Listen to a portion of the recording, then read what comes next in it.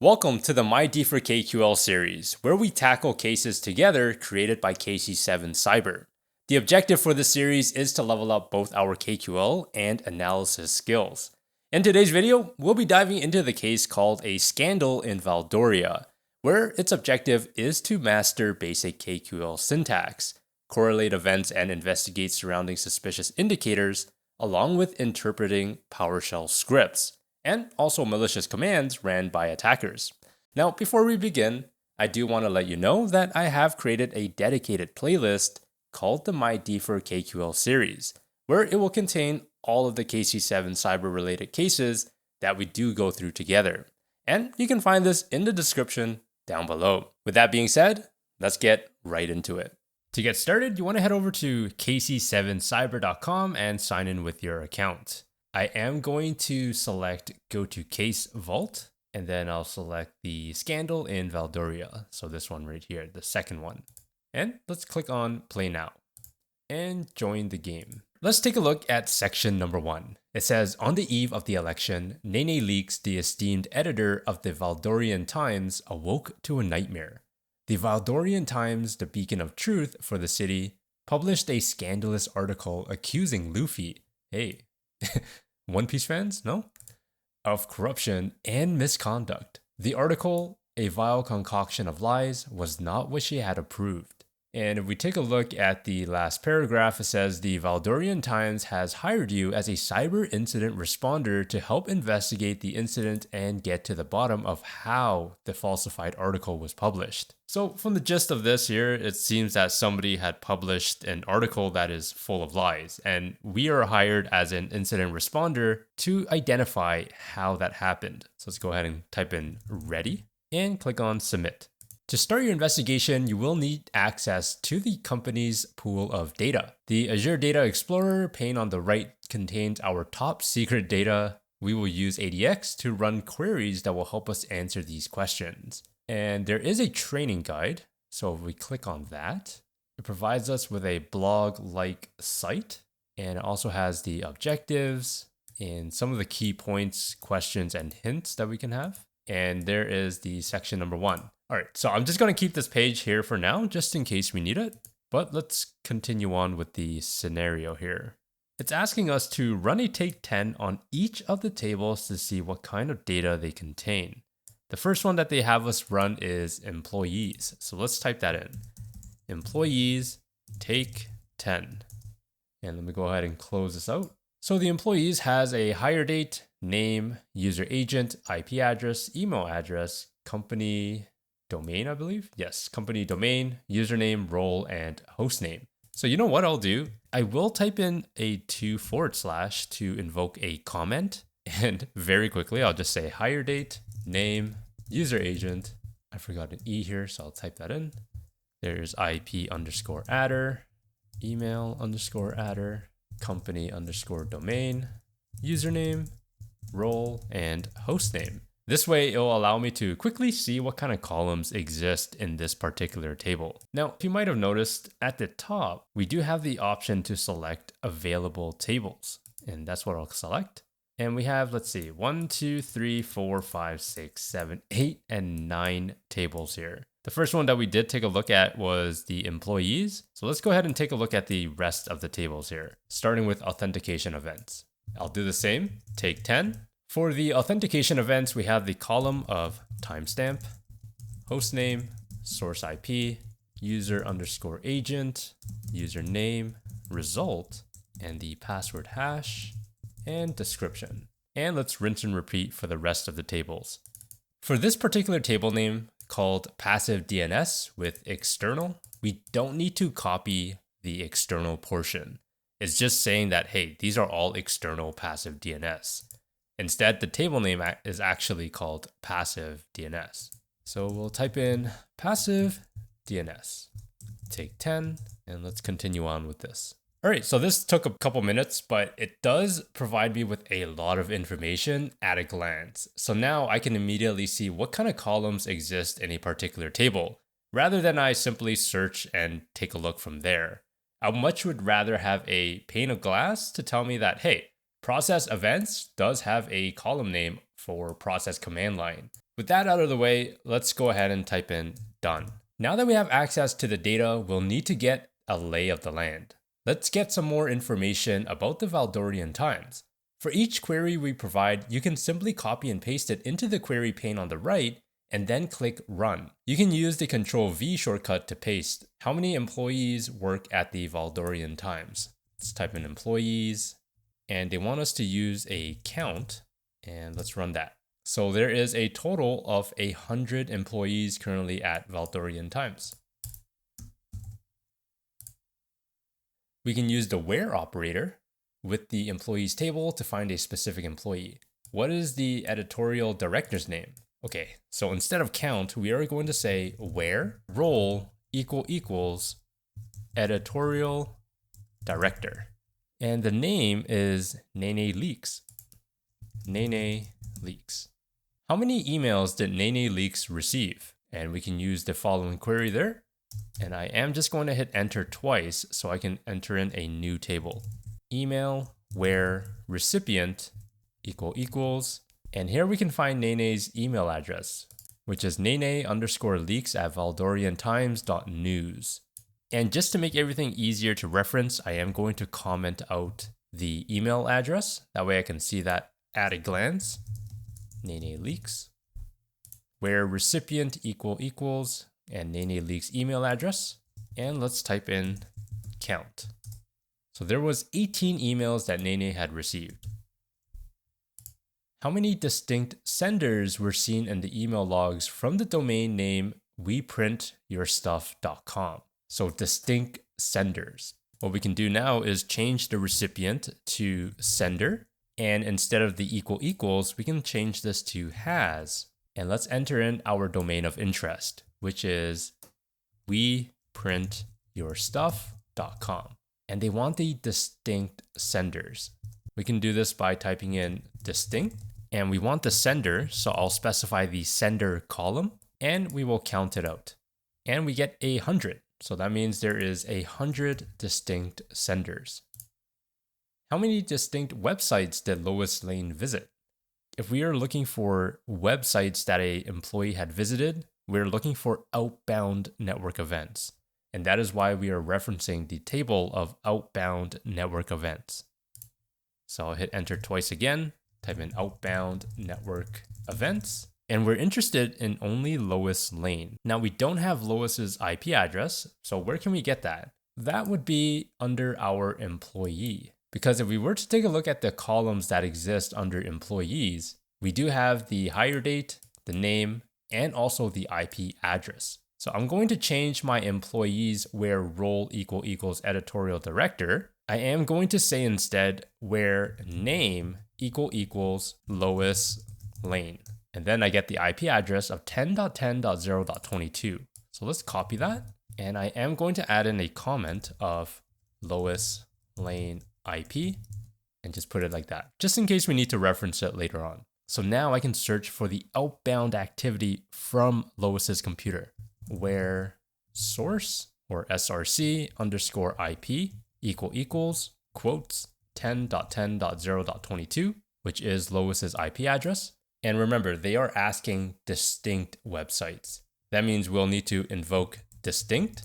And for the columns inside outbound network events, which one would we likely be using? So there is timestamp, probably not. Method, not really. Source IP, yeah, that is what we are using, but we're not counting towards that. User agent, But URL, this is going to be the distinct domains, and that's what they want.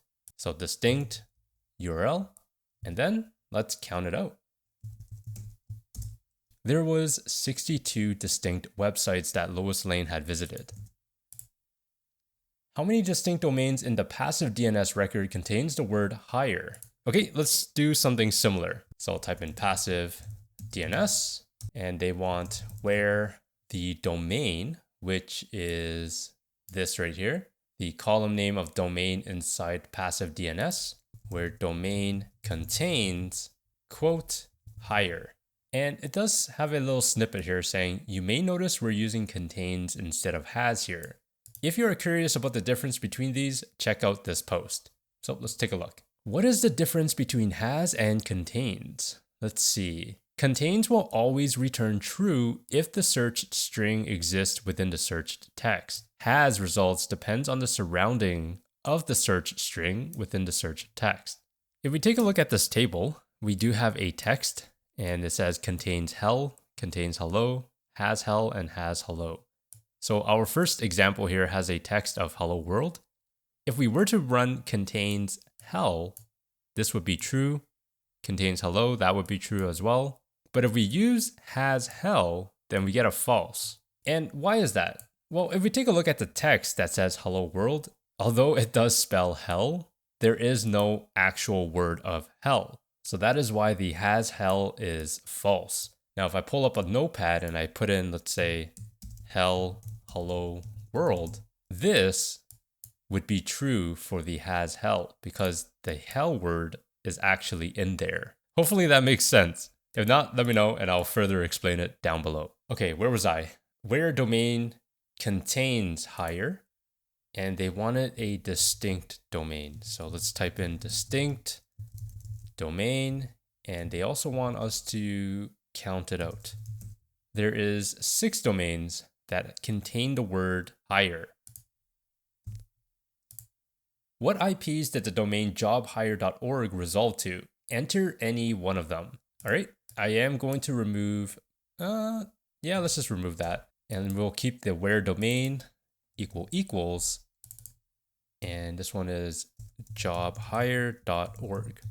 And it resolves to 191, let's type that out, 191.7.248.112. How many distinct websites did employees with the first name Mary visit? In the example, we get to use the let Mary command. Let's do that. Let Mary _IPs equals, and I am going to type in employee. So that is the table name where the name column has, and we're looking for Mary. Now, because we are looking for distinct websites, that means we'll have to invoke the table of outbound network events. And because the name column does not exist under outbound events, which is this one right here, so there is no name column, we'll have to use a column that has the same or similar value within the employees. So for example, under the IP address, we can use that to reference our source IP. And that's about, we could also use user agent, but that doesn't really tie into a user. I mean, user A and user B can be using the same user agent. So that is why we don't want to use that particular column for now. Whereas the IP address for user A and user B, they should be using different IPs. Otherwise, there'll be a conflict. And that is why if you take a look at the example query, it is telling us to use the IP adder column because we can then use that as a reference for our outbound network events table. Distinct IP _adder. Do make sure you put in a semicolon, and I'll type in the other table name, which is outbound network events, where source _IP in, and then we'll reference the Mary _IPs. And then finally, let's type in distinct, and I believe it is URL. Yeah, URL. Okay. Now this will show us all of the URLs, but we want a unique count. So I'll just type in count. We have 58 distinct websites where the employees with the first name of Mary had visited. The next question, how many authentication attempts did we see to the accounts of employees with the first name Mary? Similar to the query that we just ran, but this time, rather than looking at websites, we're looking at authentication events. I am going to modify our query that we just used, and I am going to change our variable name. For this one, let's just say Mary _events. And the distinct IP address, we no longer want the IP. Instead, we want the username, and we do not want the outbound network events. This one would be authentication events, and where username in Mary _events. And we no longer need the distinct, and let's just keep it as that. We'll keep the count. The total count is 70. So let's type that in. And that is correct. Congratulations, you've passed KQL 101. Let's dive into the investigation. Enter ready to earn credit for this question. Perfect. Now we get into the juicy stuff. Let's take a look. As a first step, you reach out to the editorial director, Nene Leaks, to ask for more information. Hello, I am the incident responder who has been hired. Can you tell me what happened? Let's see. I'm so happy you're here. We are all so worried and confused. We did not write that article. We were planning on releasing an article about the candidates, but the article I approved looked nothing like that one. We would never publish something so defamatory. Okay, do you have any suggestions as to who I should talk to? You might want to start with our newspaper printer, Clark Kent. All right, you know what I'll do? I am going to remove all of this here, and I will keep the Nene Leaks because that might be an information that we will use eventually. And I'll also keep the Lois Lane as well. But I'll remove all of the tables. And let's begin. What is the newspaper printer's name? This one is Clark Kent. And we know this because it's listed right here in Nene's message.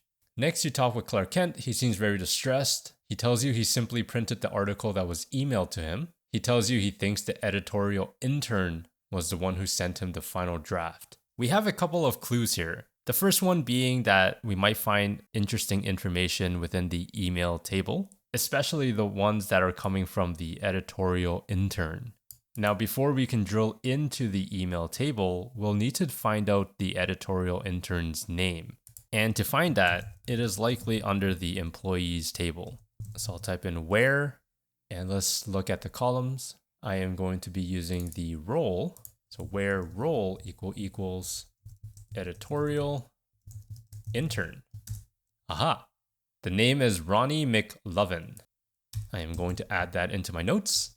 Ronnie McLovin, editorial intern, and has the IP address of 10.10.0.19. And the email of that is Ronnie_McLovin at ValdorianTimes.news. Just to make sure I am correct, ValdorianTimes.news. Perfect. I think it's a good idea to take the host name as well, just in case. A37A-desktop. Beautiful. Let's type in Ronnie McLovin. When was the editorial intern hired? When we got our hire date. Let's double click that and copy the answer. You contact Ronnie McLovin to ask more about the article. At this point, is that okay? You go back to Clark Kent. But he is certain that the final draft came in an email from Ronnie McLovin. He says that he received the email on January 31st, 2024. All right, now we get to dig into the email table. How many total emails has Clark Kent received? Let's type in where recipient equals Clark_Kent. Now I'm going to assume that they use the same format. Valdorian Times.news. And they want the total email. So I'm going to just say count. 21. Review the email sent to Clark Kent for the one sent on January 31st, containing the final edits for the election op-ed. Okay, so if I were to just type in where recipient is Clark Kent, we could just scroll down to the 31st, which is right here. And they're looking for the subject line. Double click that. And urgent. Okay, it's got that urgency. Final op-ed draft edit. Please publish the following article in tomorrow's paper. That is the subject line. Nice. Leveled up to level 7. Let's keep playing. Who sent the email containing the final edits? Well, Ronnie McLovin sent it. Copy that. What was the name of the docx file that was sent in the email? And that is under my link column. It is coming from their SharePoint. And here is the file name. Op-ed final _to_print.docx. So it looks like Ronnie did send the email. When you go back and talk to Ronnie, she is adamant that she never sent the draft. She thinks maybe someone else used her account to send it. She doesn't recall getting any unusual emails or any other weird activity on her computer. Do you think this needs further investigation? Definitely not. No, I'm just kidding. Yes. We have just completed sections 1 and 2 for the scandal in Valdoria, and let me tell you, that was pretty fun. We have gone over some basic KQL syntax and even started crafting up our own queries, which is pretty exciting. Please feel free to continue on if you are up for it, or you can wait for the next video. I really do hope that you are learning a lot and finding this particular content useful. If you are, let me know by hitting that like button and subscribe if you want to. Remember to stay curious and do things differently.